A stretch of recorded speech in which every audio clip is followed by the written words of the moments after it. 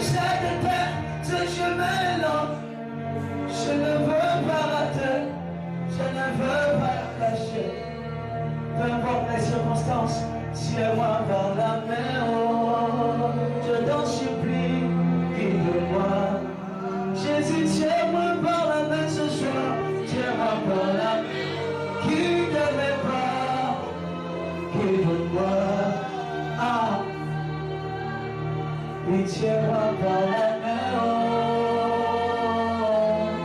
guide-moi. Jésus, tiens-moi par la main, je t'en supplie, guide mes pas,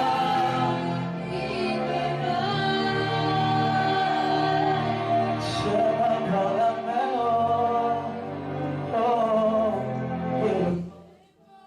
Tiens-moi par la main, guide mes pas, tiens-moi par la main.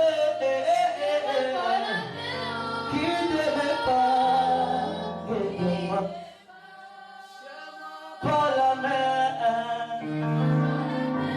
guide mes pas, tiens-moi par la main, guide mes pas.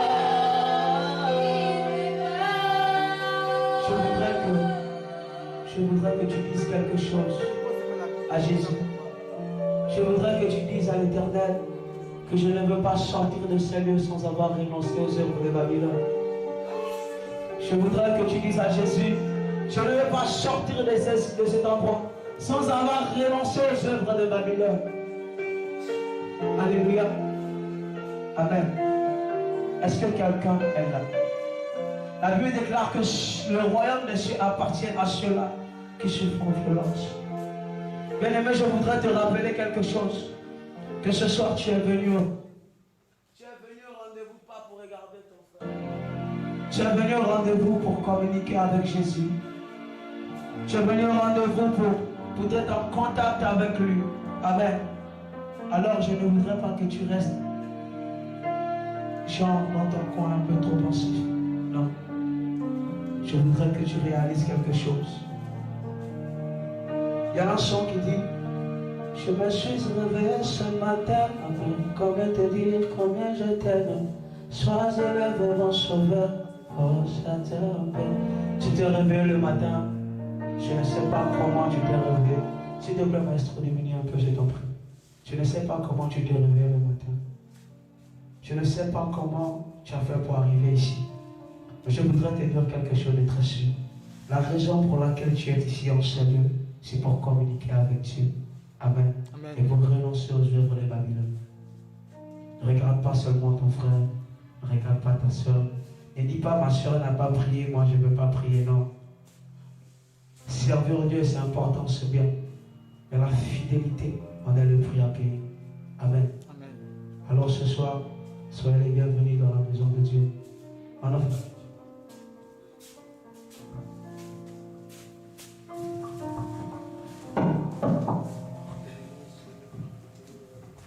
Alléluia. J'aimerais que tu prennes une position de prière. David a dit, je suis dans la joie lorsqu'on me dit, allons à la maison de l'Éternel. Car c'est dans la maison de l'Éternel que nous sommes privés d'aucun bien. Je ne connais pas ta soif, je ne connais pas le désir qui est venu avec toi. Mais Dieu ce soir veut te parler.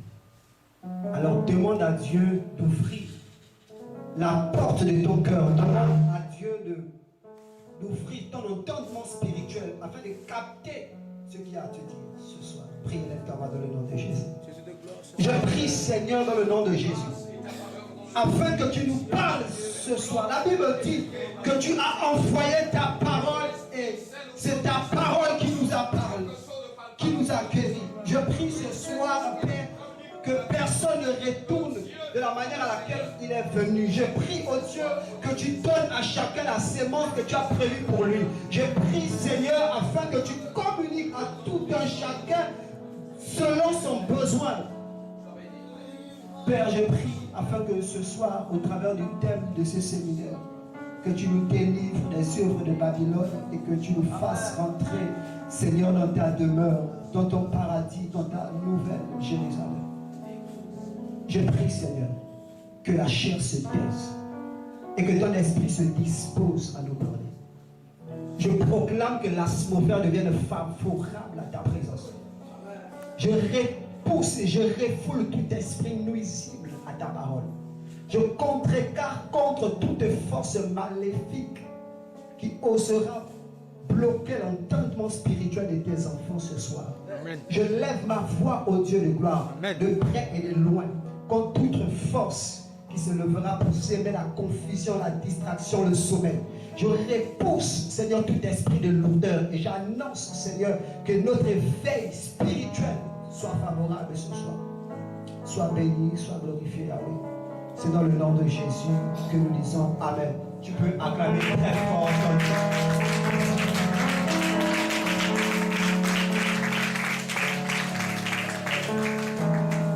Alors ce soir, le thème du séminaire s'intitule Les œuvres de Babylone. J'aimerais d'abord saluer le peuple de Dieu.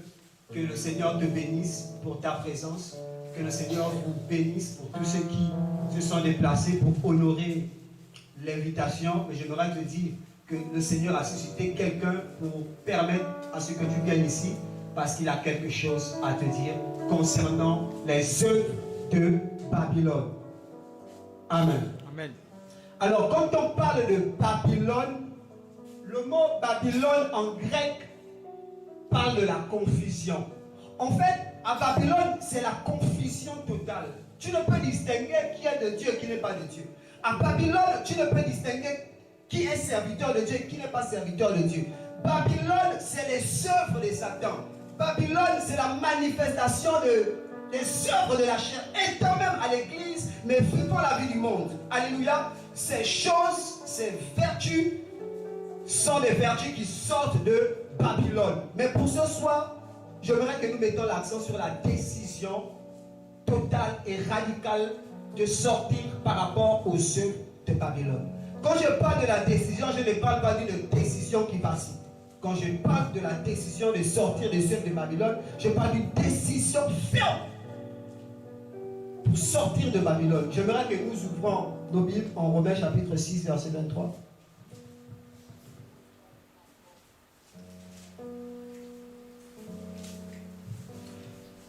Je vais lire ici, Romains chapitre 6, verset 23. Car le salaire du péché, c'est la mort, mais le don gratuit de Dieu, c'est la vie éternelle en Jésus-Christ, notre Sauveur. Alléluia. On dit, car le salaire du péché, c'est la mort.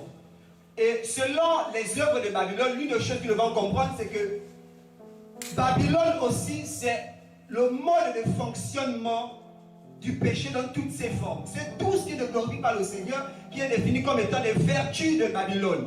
En fait, Babylone, c'est la manifestation du péché en toutes ses formes. Ce sont les vertus de Babylone. Et ici, Romains chapitre 6, verset 23 nous fait comprendre que le salaire du péché, c'est la mort, mais le don gratuit de Dieu, c'est la vie éternelle. Et ce soir, Dieu veut que tu reçoives le don gratuit de Dieu. Amen. Mais la condition pour recevoir le don gratuit de Dieu, c'est de premièrement, c'est séparer les œuvres des ténèbres. Et pourquoi nous devons nous séparer des œuvres des ténèbres? Parce que la conséquence qui est liée avec la pratique des œuvres des ténèbres, c'est la mort.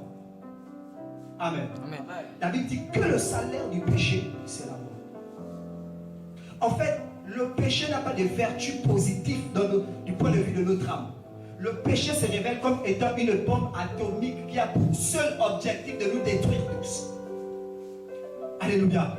Ainsi, quand tu comprends les œuvres de Babylone, tu comprends que ces œuvres se définissent comme étant une grenade. Écoutez, lorsque un soldat est en possession d'une grenade et qu'il a débauché la grenade, qu'est-ce qu'il fait? Il jette la grenade.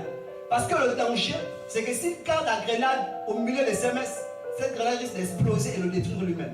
Et l'image de la grenade, c'est comme l'image des œuvres de Babylone, le péché dans toutes ses formes. Si je déclenche la grenade, le mouvement du déclenchement se définit comme étant la mise en pratique des œuvres de Babylone en toutes ses formes. Après avoir déclenché la grenade, si je ne me sépare pas de la grenade, je risque d'être atteint par ses œuvres. Je risque moi-même d'être détruit par les œuvres de Babylone. Amen. En fait, avec Babylone, on ne peut point négocier avec les œuvres de Babylone. Tu ne peux négocier avec les œuvres de Babylone. Parce que les œuvres de Babylone ont une seule vertu, celui de nous détruire. Celui de nous détruire. Premièrement, d'abord, du point de vue du corps et du point de vue de l'âme. Voilà pourquoi il est imminent, important de prendre une décision de sortir des œuvres de Babylone. Quand je parle des œuvres de Babylone, je suis en train de te dire qu'il est important que tu sors des murmures, que tu sors de tout ce qui ne glorifie pas le Seigneur, que tu sors de toute relation illicite, que tu sors de tout ce qui ne glorifie pas le Seigneur, parce que ces choses sont définies comme étant des œuvres de Babylone. Les œuvres de Babylone sont sucrées, mais la conséquence de ces œuvres, c'est la mort. Ainsi, Romains chapitre 6, verset 23 nous dit que le salaire du péché, c'est la mort. Oui, le péché nous prédit de la réjouissance. Oui, le péché nous fait du bien, mais la conséquence du péché, c'est la mort. Pourquoi on parle de salaire? Parce que tout ouvrier se doit de mériter son salaire. Ainsi, celui qui vit dans le péché va être récompensé par le maître du péché, Satan, et la récompense, c'est la mort. Amen. Quelqu'un, certainement, peut me dire, mais je ne suis pas forcé de sortir des œuvres de Babylone parce que je me plais encore au travers de ces œuvres. C'est un gagne-pain pour moi. Je me sens à l'aise. Je ne suis pas encore prêt. J'attends mon temps. Ce n'est pas encore mon temps. Lorsque le temps viendra pour moi, je vais abandonner ces choses et me consacrer, voilà, à servir le Seigneur selon la paix qu'il a mis en moi. Mais j'aimerais te dire, frère, du point de vue du temps, personne ne connaît son temps. Personne ne connaît le jour où il mourra. Personne ne connaît la date où il mourra. Nous connaissons tous notre date de naissance, mais personne ne connaît sa date de décès. Seul le Seigneur qui connaît notre date de décès. Et à cause du fait que Dieu connaît la date de décès, il précipite un message vers toi afin de te dire que laisse ces choses, parce que ces choses vont t'envoyer où? En enfer. Et Dieu permet des séminaires. Les séminaires, c'est défini comme étant une occasion que le Seigneur permet pour gagner ton cœur, pour te sortir de la géhenne, pour te sortir de l'enfer. Parce que le corps physique est éphémère. Écoutez, le corps, c'est un peu semblable à une enveloppe. Comme quelqu'un possède une enveloppe, ce qui est important, ce n'est pas l'enveloppe, mais c'est ce qui est à l'intérieur de l'enveloppe, la lettre. De la même manière aussi, le corps est défini comme étant une enveloppe, mais l'importance du point de vue du corps, c'est ce qui est à l'intérieur du corps, l'âme. Amen. Et Satan, qu'est-ce que Satan cherche à détruire en toi? C'est ton âme. Parce qu'il connaît déjà que la destination du corps, c'est la poussière. L'homme était créé de la poussière il retournera. Donc Satan va tuer ta partie éternelle appelée l'âme. Voilà pourquoi il peut tout te donner. Alléluia. Il peut tout te donner. Mais son but, c'est de détruire ton âme. C'est d'empêcher la survie de ton âme par rapport à l'éternité. La richesse, Satan te donne la richesse. Alléluia. Amen. Tout ce que tu veux, Satan te le donne. Pour être riche, il peut te donner la vertu du mensonge. Tu peux mentir comme une locomotive, ayant un seul but, que tu restes concentré dans cette vie. Et à la fin, Satan récupère ton âme. Alléluia.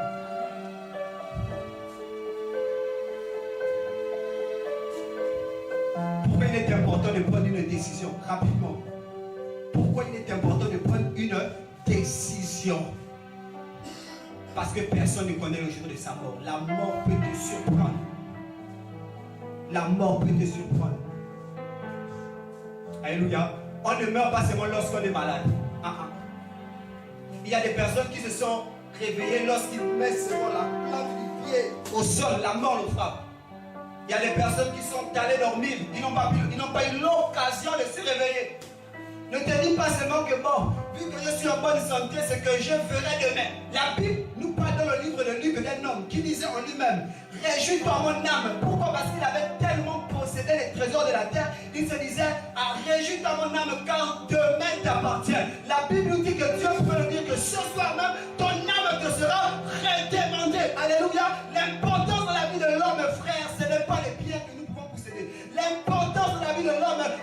survie de l'âme. Alléluia. Pourquoi? Parce que les biens c'est passager. Mais Dieu veut sauver ton âme afin de sauver ton éternité. Amen.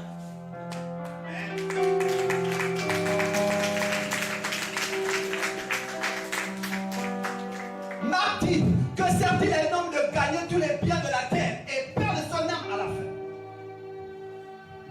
Les biens sont éphémères. Les biens sont éphémères. Ainsi Dieu suscite des prédicateurs. Dieu suscite des messagers afin d'interpeller son peuple. Sortez les œuvres de Babylone parce que Satan va détruire votre éternité. Paul dit que Satan a obscurci l'intelligence des hommes afin que les hommes ne se concentrent plus par rapport à leur éternité, mais que les hommes se concentrent sur les biens de la terre. Chaque jour lorsque nous nous réveillons, il faut que je bâtisse d'abord ma maison, il faut que je devienne quelqu'un de la société, il faut que je laisse un héritage à mes enfants. Mais est-ce que tu sais que est-ce que tu es convaincu que demain tu auras l'occasion de te réveiller afin de pouvoir bâtir? C'est la grâce de Dieu. Tout est grâce. Tout est grâce. Si tu as bâti, c'est la grâce de Dieu. Si tu es riche aujourd'hui, c'est la grâce de Dieu. Si tu es pauvre, c'est la grâce de Dieu. Mais le plus important, c'est de sortir des œuvres de Babylone parce que Satan veut nous détruire.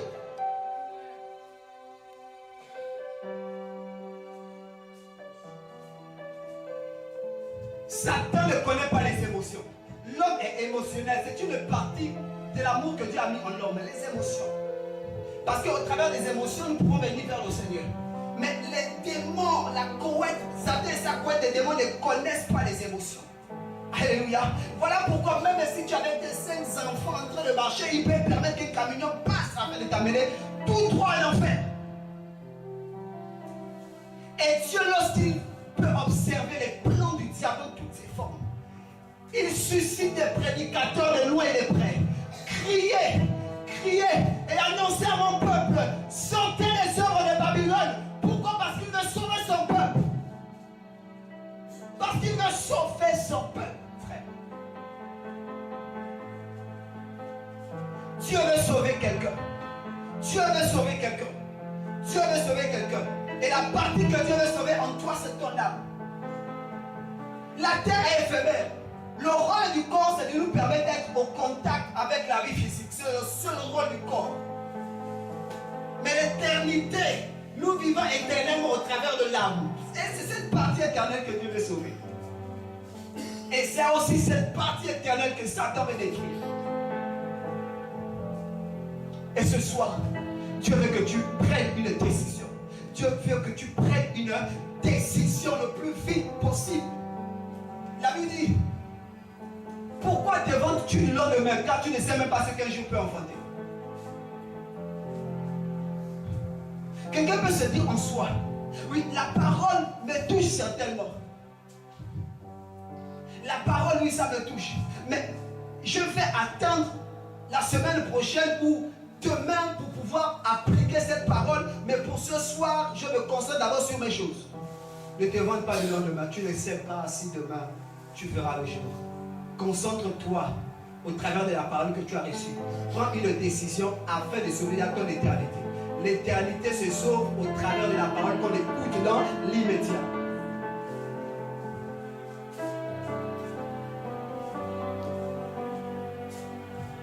Les œuvres de Babylone. Les œuvres de Babylone. Écoutez, Satan nous trompe parfois. Et que nous disons que nous pouvons sortir du monde. On sort du monde. On vient dans l'église.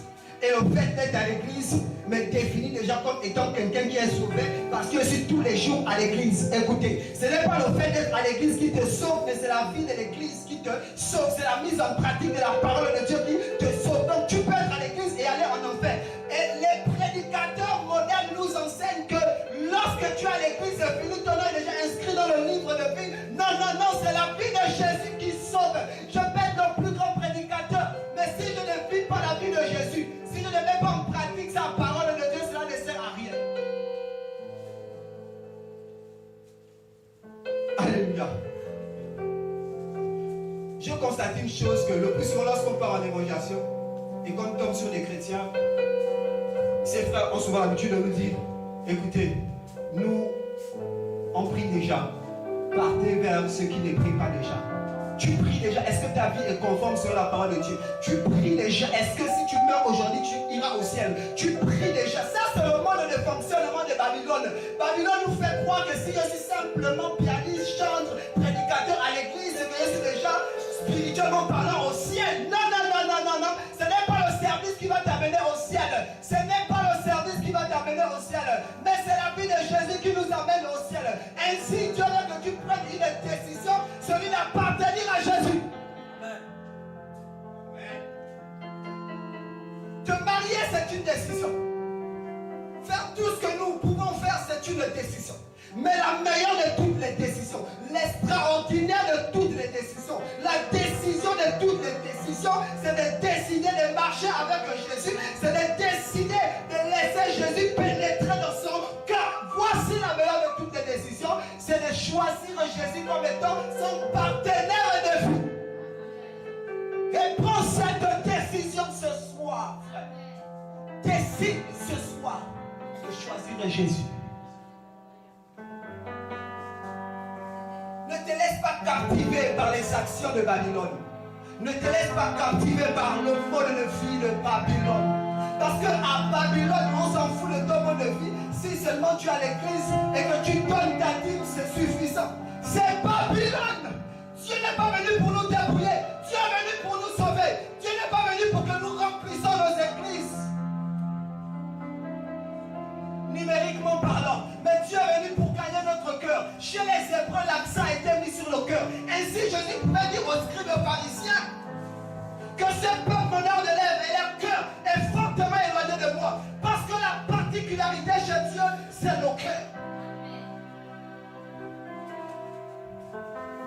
Le message de Babylone n'est pas centré sur le cœur.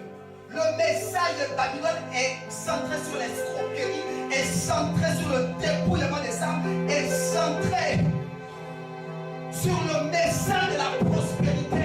Écoutez, la Bible m'enseigne, Paul pouvait dire que prospère comme prospère l'état de ton âme. La véritable prospérité, elle commence d'abord spirituellement parlant. Si ton âme est prospère, tu prospéreras. Ainsi, Paul pouvait dire, prospère à tous égards, parce que ton âme reflète la prospérité spirituelle. Amen. Quelle prospérité veux-tu m'enseigner? La richesse. Mais si cette richesse n'est pas d'abord spirituelle, assurément, je vais perdre cette richesse matérielle.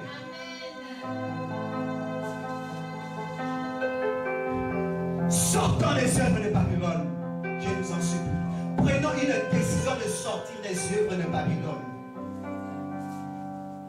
Parce que Babylone, frère, Babylone, c'est la confusion. C'est la confusion. C'est la confusion totale. Jésus est mis de côté dans nos églises babyloniennes. Jésus est mis de côté. À Babylone, c'est l'homme qui est centré. À Babylone, c'est l'homme qui est le roi. C'est Babylone. Tu ne cherches pas d'abord la vanne de Dieu, tu cherches d'abord la vanne de l'homme. Tu ne cherches pas d'abord que Dieu te parle, mais tu cherches d'abord que l'homme te parle. C'est la réflexion et la compréhension de Babylone. Tu ne cherches pas d'abord que Dieu te demande d'aller où il veut t'emmener, mais tu cherches d'abord que le pasteur te dise quelque chose afin de marcher, non point selon Dieu, mais selon les hommes. La Bible dit selon le livre de Jérémie que malheur à l'homme qui met sa confiance en l'homme. Parce qu'à Babylone, on nous apprend de nous confier seulement aux hommes. Mais ce soir, je vais te dire, frère, confie-toi en Dieu. Beaucoup de personnes ont fui les églises parce qu'ils ont été déçus par les hommes de Dieu. Ils ont été déçus par les frères. Amen. Si tu mets ta confiance en l'homme, frère, tu vas perdre la foi. Mets ta confiance en Dieu, car Dieu ne déçoit jamais. Amen. Dieu, il ne déçoit jamais, mon frère. Jamais. Jamais. Les œuvres de Babylone. Prends une décision. Prends une décision. On ne négocie pas avec Babylone. On ne négocie pas avec Babylone. Je connais un frère. On avait eu un échange. pendant qu'on échangeait, il me disait, frère, l'endroit où je suis, l'homme de Dieu me traque. Et parfois il veut abuser de moi. J'ai dit au frère, il faut que tu sortes de là. Et il m'a répondu en disant, mais non, je ne vais pas sortir, il faut que je dise la vérité aux autres. On ne négocie pas avec Babylone, frère. Tu ne peux négocier avec le système. On sort du système et on dénonce le système. On ne négocie pas avec le système. La Bible dit, sortez du milieu de mes serviteurs et mes servantes. Jésus veut son peuple. Jésus veut être au contact de son peuple. Jésus veut ramener son peuple vers lui. Pourquoi il était envoyé? Ils ont été coupés les hommes. Mais Jésus veut ramener son peuple vers lui. Et il suscite, en ce temps de la fin, Jésus suscite une trompette. Matthieu 25. Au cri de minuit, une voix retentit. Allez vers l'époux. Allez vers l'époux. Et en ce temps de la fin, mon frère, le message de l'actualité, frère, ce n'est pas la prospérité. Le message de l'actualité va vers celui qui sauvera ton âme, frère. Parce qu'on ne peut te parler des choses de la terre parce que tu connais les choses de la terre. On doit te parler des choses du ciel parce que c'est l'endroit où Dieu veut que tu partes résider. La Bible nous dit, Jésus dit, je m'en vais vers le Père, mais je ne vous laisse pas orphelin et je reviendrai vous chercher. Alléluia. Ainsi, tu dois te focaliser en ce que le Père vient bientôt me chercher. Et que, au grand jamais, mon Père doit me trouver avec un vêtement d'honneur, un vêtement de gloire. Je me dois de me débarrasser de tout vêtement de deuil. Amen. Le vêtement de deuil, c'est les œuvres de Babylone. C'est les œuvres de Babylone. Ainsi ce soir, chacun doit se concentrer. Quelle vertu, quel type d'œuvre de Babylone qui parle encore en lui au travers de ses actions? Quel type d'œuvre? Les murmures, le congossat, les critiques. Quel type d'œuvre qui parle encore en toi? Ce soir, tu dois prendre une décision parce qu'une voix se fait entendre. L'époux arrive, Jésus arrive, Jésus arrive. Il viendra pour une église divinitaire, tout rien de semblable. Le problème ne se situe pas au niveau de la venue de Jésus parce que assurément Jésus viendra. Le problème se situe au niveau des enfants de Dieu. Est-ce que tu es prêt pour partir avec Jésus? Parce que la Bible nous dit que Dieu n'est pas un homme pour mentir, ni le fils de l'homme pour se repentir. Ce qu'il dit, sa main l'a accompli. Il a dit qu'il va nous préparer une place et il reviendra prendre son église. Mais est-ce que l'église de Jésus est prête?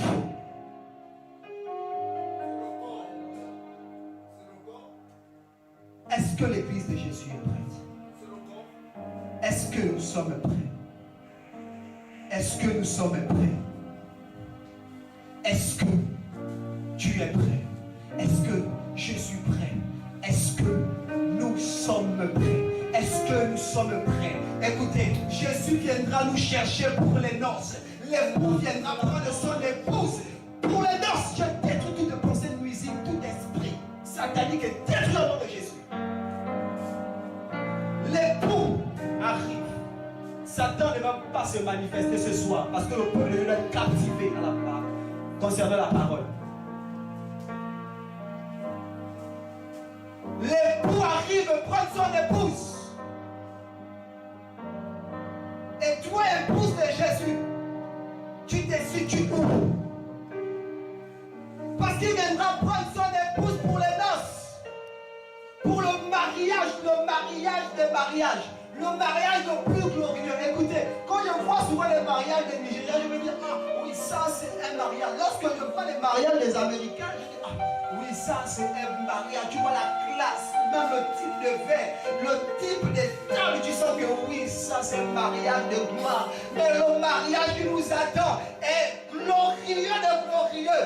Même la vie humaine ne peut contempler mariage. Frère, ce mariage ce n'est pas avec un homme, mais ce mariage est avec le Dieu des dieux, Jésus. Avec celui qui a créé le ciel et la terre. Avec celui qui a les clés. Amen. Du royaume ici. Alléluia. Voilà pourquoi ce soir tu dois prendre une décision. L'appel à la décision peut se faire en groupe, mais Dieu cible parfois une personne. Tu peux marcher dans un carrefour avec des amis et Dieu suscite un messager et il parle. Et le plus souvent Dieu peut parler à une personne. Mais parfois Satan nous pousse des motivations de sorte que nous nous disons intérieurement nous disons ce message me touche. Mais tu vois comment tes amis rient, tu vois comment tes amis se mordent de la parole. Et de peur d'être repoussé par les amis, tu dis les amis, est-ce qu'on peut se convertir hein? Les amis, est-ce qu'on peut se convertir? Essayons quand même d'écouter la parole. Essayons quand même d'écouter la parole. La conversion elle est personnelle. La conversion elle est personnelle. Si ton frère ou ton ami ne veut pas se convertir et que toi, tu as le désir de te convertir, convertis-toi parce que tu viens de prendre la plus belle de toutes les décisions, celui de se convertir. Amen. Il y a des femmes, frère, lorsque le message, lorsqu'ils écoutent le message leur touche. Et lorsqu'elles regardent à la maison, mon mari est encore païen, mon mari ne croit pas encore au Seigneur Jésus. Si je crois au Seigneur Jésus, je risque de perdre mon mari.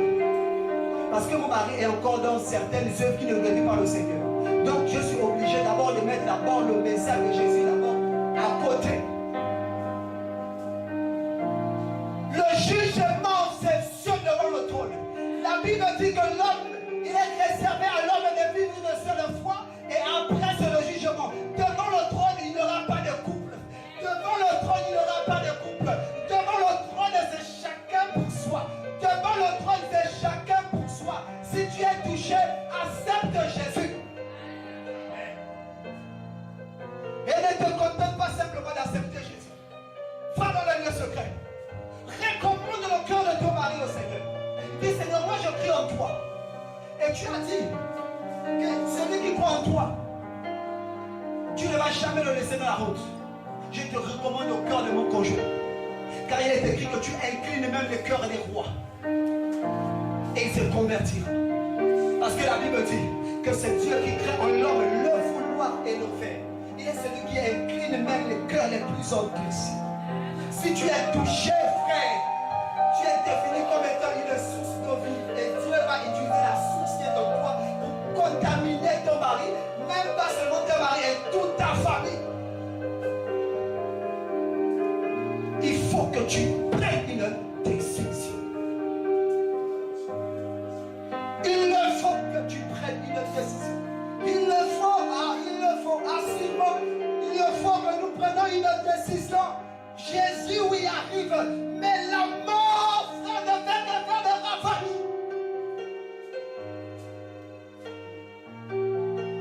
Quand tu regardes l'actualité, le message face à la mort, accident de circulation. Tu vois des personnes qui meurent bizarrement. La mort fait la vie d'actualité. Tu ne peux pas regarder la télé 2 heures de temps sans avoir vu une séquence de la mort. En ce moment, tu comprends que celui qui est à l'honneur dans ce siècle, c'est la mort. Les gens ne font que mourir. La semaine passée, lorsqu'on était en évaluation de l'autre côté, ici à Matonda, on a fait 7 maisons où c'était la même raison. Ah, je suis en décès, je viens de perdre mon père. Ah, je suis en décès, je viens de perdre ma fille. Ah, je suis en décès. Maman, j'allais derrière me témoigner. Au moins 7 maisons. Moi, j'étais surpris que, mais qu'est-ce qui se passe à Matonda? Il y a trop de décès, je meurs. Et aujourd'hui, pendant que j'étais à la maison, je m'apprêtais à venir au culte. Le frère Zali m'envoie un message qu'un frère au niveau de son manguier vient de décéder. Et ça m'a révolté dans mon cœur. J'ai dit, Seigneur, est-ce que tu peux mettre ce désir dans nos cœurs que la mort ne fait que faire des ravages? En soi, le problème, ce n'est pas la mort, mais c'est mourir dans quelles conditions? Parce que ce qui est sûr, nous allons tous mourir, nous allons tous rendez-vous avec la mort. Mais la mort nous prendra dans quelle position? mission. La mort a pour mission de nous mettre face à notre éternité, frère. Ainsi, tu dois te concentrer d'abord sur toi, sauver ton éternité, afin que lorsque la mort te prend, la mort te mette face à ton éternité, le ciel. La mort n'attend pas, frère. La mort n'attend pas. Personne ne peut corrompre la mort. Même la femme la plus belle ne peut corrompre la mort. Nous comprenons que la beauté ne peut pas corrompre la mort. Nous comprenons, oh Dieu, nous comprenons que l'argent même ne peut pas corrompre la mort, frère. Il a existé le plus grand boxeur, Tyson, l'homme le plus grand boxeur des États-Unis. Mais lorsqu'il était face à la mort l'a mis face à son éternité. La mort fait des ravages. Quelle est ta position? Quelle est ta position? Quelle est ta position?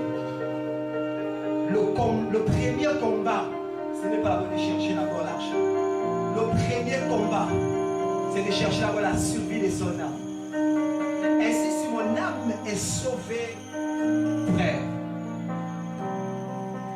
mon éternité aussi est sauvée. Est sauvée. Alors, j'aimerais ce soir que tu comprennes que tu dois prendre une décision. Que tu dois prendre une décision. Parce que la décision par rapport aux œuvres de Babylone, frère, c'est une décision radicale. Je disais tantôt qu'avec Babylone, on ne négocie pas. Avec les œuvres de Babylone, je disais c'est le péché dans toutes ses formes. Avec les œuvres de Babylone, on ne négocie pas. Soit tu sors de Babylone, soit tu es emporté par les œuvres de Babylone. Les œuvres de Babylone, c'est comme une maison qui vient de prendre feu. Quelqu'un a déjà assisté à un incendie ici?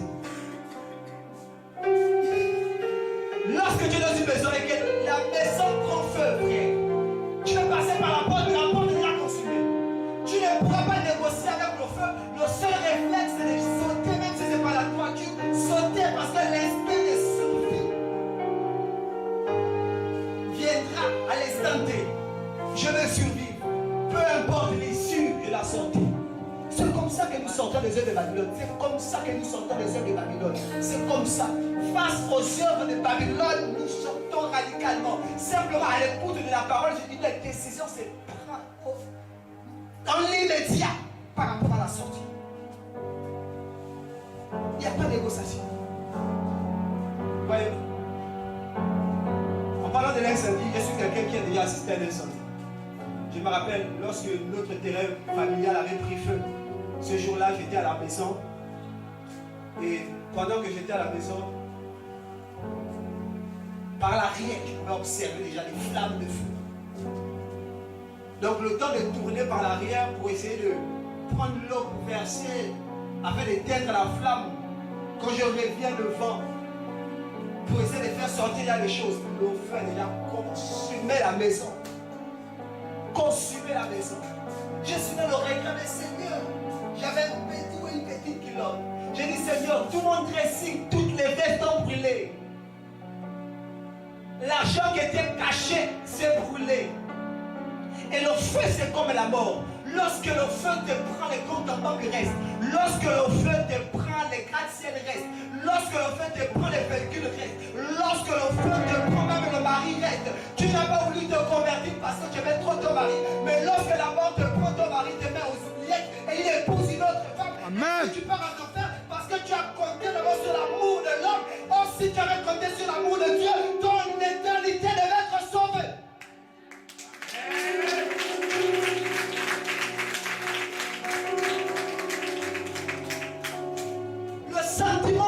Le sentiment charnel ne peut pas nous aider à aller au ciel. Et Lot avait compris ça. Lot avait compris cela. Dieu dit, Lot, sors de Sodome. Sors de Sodome. Babylone, c'est aussi Sodome. Lot, prends tes filles, ta femme, sortez de Sodome. Alors que Lot et sa femme et ses filles sortent de Sodome vers les montagnes, la femme de Lot se rappelle que mais j'ai laissé quelque chose d'abord à Sodome et elle se met à regarder derrière. Le regard au niveau du derrière c'est défini comme étant la vie que tu avais dans le monde que tu décides de détourner. Tu avais abandonné les boîtes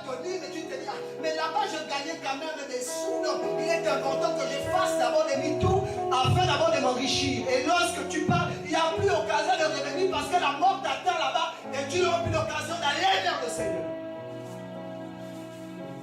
Est-ce que tu sais? Tu ne sais pas. Peut-être c'est le seul séminaire que Dieu a prévu pour te convertir. Peut-être c'est la seule parole que Dieu a prévue pour te toucher. Parce que, écoutez, quelqu'un pourrait dire que lorsque Dieu te parle, parce qu'il sait certainement que tu n'as plus longtemps de temps à vivre. Vu qu'il est le Dieu qui connaît le passé, le futur et le présent, il passe par la parole là afin de sauver ton lendemain. Et la pensée babylonienne nous dit intérieurement, mais j'attends le maintenant. Avec le temps, il n'y a pas de main. Il n'y a pas de main. C'est autour se passe aujourd'hui. Les décisions se prennent lorsque tu écoutes la parole. Voilà pourquoi j'aimerais dire à quelqu'un, toi qui as écouté ce message, et intérieurement tu prends une décision de sortir des œuvres de Babylone. Que Dieu te bénisse. Que Dieu te bénisse. Je suis en train de te dire que Dieu te bénisse. Parce que tu viens de prendre la meilleure de toutes les décisions.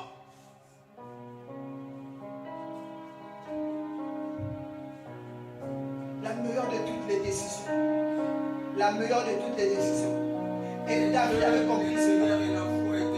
Voilà pourquoi David pourrait dire qu'un jour, dans ses parvis, vaut mieux que 1000 ailleurs.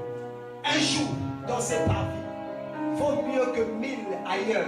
Un jour, dans ses parvis, vaut mieux que 1000 ailleurs. Parce qu'il savait que c'est dans les parvis de l'Éternel que l'occasion pour le billet pour le ciel se donne. L'occasion de sauver son âme, c'est dans les parvis de Dieu. En d'autres termes, dans la présence de Dieu. Parce que tout ce que le monde peut nous offrir, c'est des biens simplement pour satisfaire notre chair. Le monde ne peut pas te permettre d'aller au ciel. Le monde ne peut pas te permettre d'aller au ciel. Le monde veut détruire seulement ton âme. Le monde veut simplement détruire ton âme, frère. Tous ces biens sont éphémères. Tous ces biens sont éphémères. Tous ces biens sont éphémères. Les biens de la terre sont éphémères. Tu dois prendre une décision. Aucun esprit d'ivrognerie ne va nous déconcentrer. Je condamne toute langue qui s'élève en injustice. Nous devons rester focalisés. Amen. On ne joue pas avec la parole. Parce que la parole, c'est la seule occasion qui sauvera notre âme. Lorsque Satan veut se manifester, ne rentre pas dans la moquerie. Concentre-toi sur la parole qui sauvera ton âme. Amen. Alléluia. Amen. Et sans les démons se manifester, leur place en enfer. Parce que cet homme, Dieu le veut, mais il y a des esprits qui jouent avec lui. Alléluia. Donc, détournons nos oreilles de toute parole qui veut s'aimer la distraction, mais concentrons-nous sur la parole qui sauvera notre âme.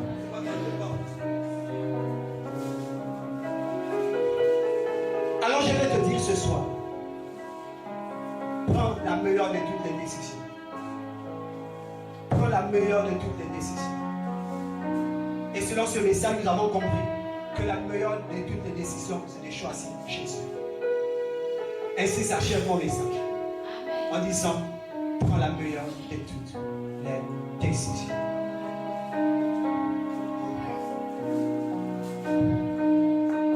Avec un cantique.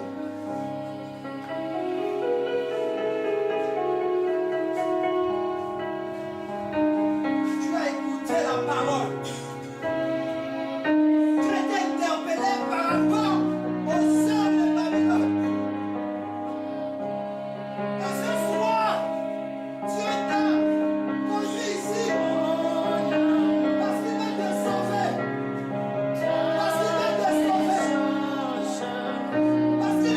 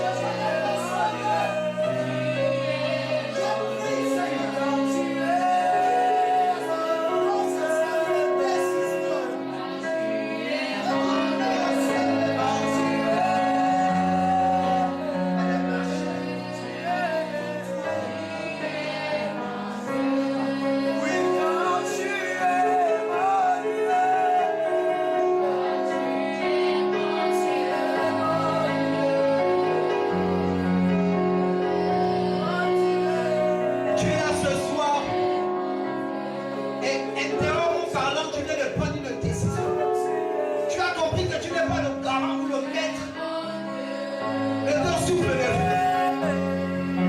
Et ce soir, le Seigneur va motiver ton engagement. Le Seigneur va donner de la force à ta décision. Tu vas abandonner les œuvres des ténèbres, les œuvres de Babylone. Je t'invite à simplement élever ta main. Tu ne lèves pas ta main pour un homme, tu élèves ta main